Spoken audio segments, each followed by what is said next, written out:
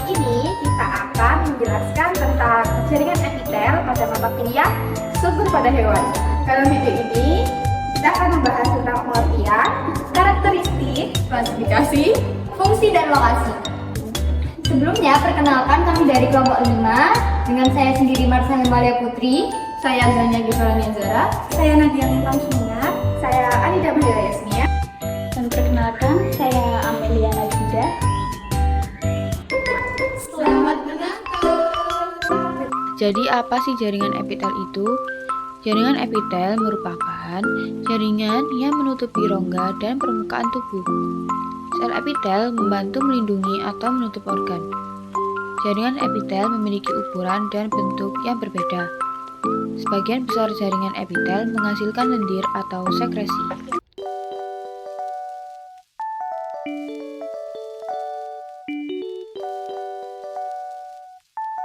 Epitel dapat diklasifikasikan menjadi 9, yaitu epitel pipi selapis, epitel pipi berlapis, epitel kubus selapis, epitel kubus berlapis, epitel silindris selapis tidak bersilia, epitel silindris selapis bersilia, epitel silindris berlapis semu, epitel kolumnar berlapis semu tidak bersilia, dan epitel silindris transisional. Yang pertama yaitu jaringan epitel pipi. Epitel pipi ini memiliki nama latin squamosa. Squamosa sendiri yaitu jaringan epitel yang memiliki bentuk pipi dengan nukleus bulat yang berada di tengah sel. Jaringan epitel pipi ini sendiri terletak pada berbagai tubuh hewan yang memerlukan lapisan tipis dengan berbagai fungsi. Nah, yang pertama ada epitel pipi selapis. Epitel pipi selapis adalah jenis epitel yang terdiri dari satu lapis sel dengan sel-sel yang datar, bulat, dan bersudut lancip. Epitel ini memiliki karakteristik khusus yang membedakannya dari epitel lain, seperti sel-sel yang rapat berdampingan tanpa ruang terbuka di antara sel-selnya, serta memiliki permukaan sel yang licin dan halus.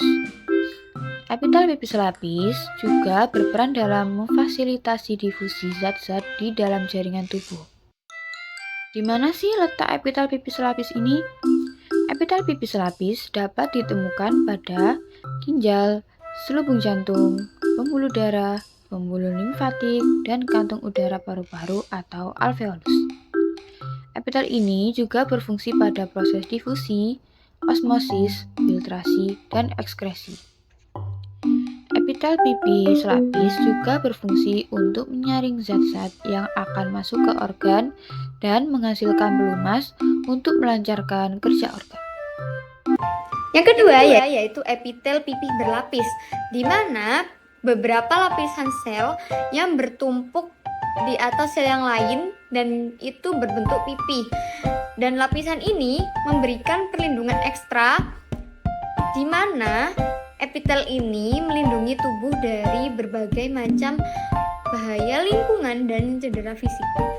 Untuk karakteristik jaringan epitel pipi berlapis sendiri yaitu yang pertama ada bentuk sel yang tipis namun berlapis, di mana terdapat pembuluh darah di lapisan terluarnya. Dan yang terakhir yaitu kemampuannya dalam melindungi organ dan menyerap nutrisi. Untuk lokasi dari jaringan epitel pipi berlapis ini yaitu berada di kelenjar tiroid, kelenjar air liur, lensa mata, permukaan ovari, dan saluran nefron ginjal dengan fungsi yaitu lapisan pelindung atau proteksi sebagai tempat penyerapan atau absorpsi. Yang terakhir yaitu penghasil mucus atau lendir. Yang selanjutnya ada jaringan epitel kubus dengan nama latin yaitu kuboid. Jaringan kuboid ini memiliki bentuk sel yang menyerupai kubus dengan nukleus yang bulat, ukurannya lebih besar dan terletak di pusat sel. Terdapat dua jenis utama jaringan epitel kubus.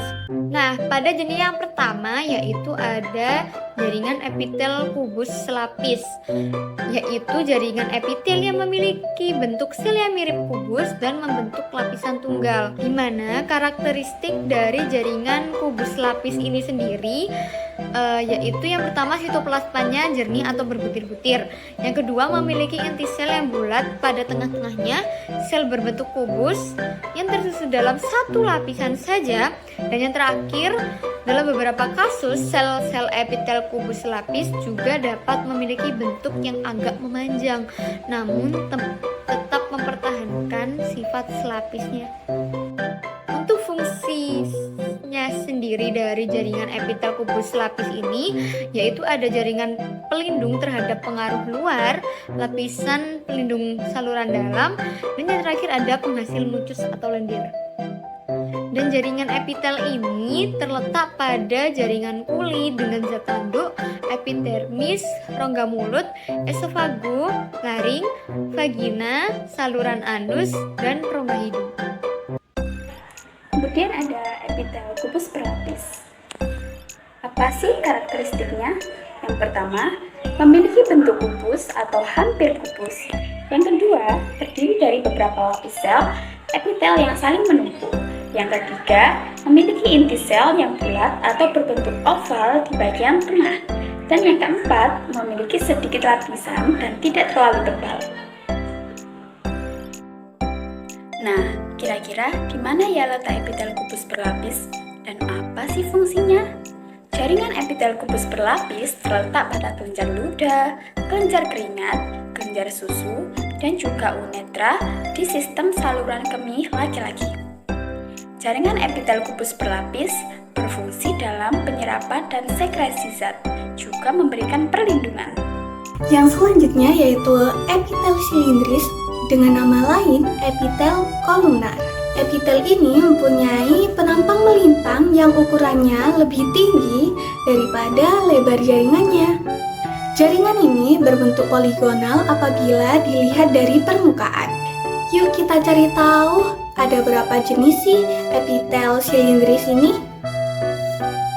Nah, yang pertama yaitu epitel silindris selapis bersilia. Epitel silindris ini tersusun atas sel yang berbentuk heksagonal memanjang, inti berbentuk pipih memanjang, mempunyai silia dan sel Goldberg untuk memproduksi lendir. Di mana sih kita menemukan sel ini dan apa sih fungsinya?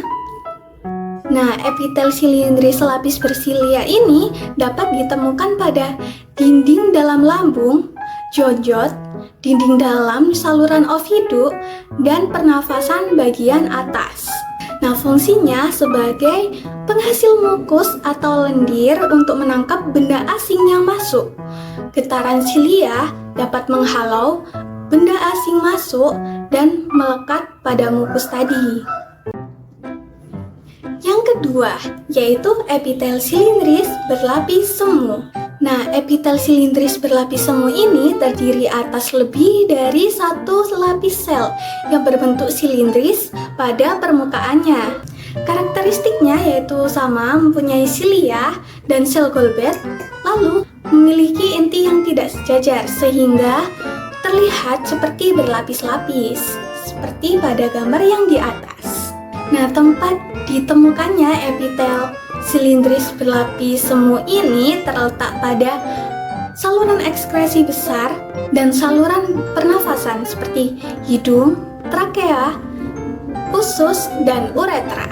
Nah, fungsinya apa sih? Nah, fungsinya sebagai pembawa udara masuk dalam paru-paru, sebagai proteksi, sekresi, dan gerakan melindungi organ zat melalui permukaan. Itu ada epitel silindris selapis tidak bersilia. Apa sih karakteristiknya? Yang pertama, memiliki bentuk sel yang memanjang seperti silinder dengan inti sel berada di bagian basal sel. Yang kedua, memiliki mikrofili di permukaannya. Dan yang terakhir, tidak memiliki lapisan mukus seperti jaringan epitel silindris berlapis. Jaringan epitel silindris selapis berada di lambung, jonjot, usus, kelenjar pencernaan, serta saluran pernapasan bagian atas. Dan fungsinya sendiri ialah untuk sekresi, absorpsi, dan proteksi. Nah, untuk selanjutnya yakni epitel silindris berlapis semu tidak bersilia. Yakni yang pertama karakteristik, kemudian fungsi, dan juga ada lokasi. Nah, epitel ini tampak berlapis karena letak nukleusnya tidak sama tinggi, seperti yang sudah ada pada gambar di samping. Kemudian selanjutnya yakni melihat letak deretan inti sel-sel seakan-akan epitel ini berlapis, namun sebenarnya tidak berlapis, hanya ukuran tinggi sel-selnya yang berbeda. Kemudian yang terakhir, bentuk dan ukuran dari epitel ini tidak teratur sehingga inti sel epitel ini terlihat memiliki lebih dari satu lapisan. Nah, yang selanjutnya yakni fungsi dan juga lokasi dari jaringan epitel silindris berlapis semu tidak bersilia. Fungsinya yakni jaringan epitel silindris berlapis semu tidak bersilia berfungsi untuk proteksi dan juga sekresi. Kemudian untuk lokasinya, epitel ini berada pada sebagian besar saluran pencernaan seperti lambung, usus halus, dan juga kantong empedu. Nah, yang terakhir yakni epitel transisional. Jadi kita akan membahas dari karakteristik, fungsi, dan juga lokasi dari jaringan epitel transisional. Nah, apa saja sih karakteristik yang dimiliki oleh jaringan epitel ini? Yang pertama, yakni pada bagian dasar sel dapat memiliki bentuk kubus atau silindris, sedangkan pada bagian tengah memiliki bentuk kubus, dan pada bagian atas memiliki bentuk pipi. Karakteristik yang selanjutnya, jaringan yang tersusun atas sel yang memiliki bentuk yang dapat berubah-ubah. Jadi seperti yang bagian atas itu pipi, kemudian yang bagian tengah kuboid, yang bagian bawah silindris seperti itu. Kemudian karakteristik yang ketiga yakni dimiliki oleh alat berongga yang dapat mekar jika bertambah isi. Bentuk sel berlapis yang kolumner dapat berubah menjadi kuboid rendah jika alat penuh isi. Nah, yang selanjutnya yakni fungsi dan juga lokasi dari jaringan epitel transisional. Yang pertama yakni fungsi. Untuk fungsi dari jaringan epitel transisional itu adalah untuk menahan tegangan dan juga tegangan. Maka dari itu kenapa jaringan transisional itu bentuknya berbeda-beda, karena untuk menahan tegangan itu tadi. Kemudian yang kedua yakni lokasi. Untuk lokasi itu biasanya jaringan epitel transisional itu berada di tempat-tempat yang dapat meregangkan, seperti pada ureter, vesika urinaria, pelvis renalis, dan juga pada uretra. Sekian video dari kami, mohon maaf bila ada kekurangan dan kesalahan. Wassalamualaikum warahmatullahi wabarakatuh.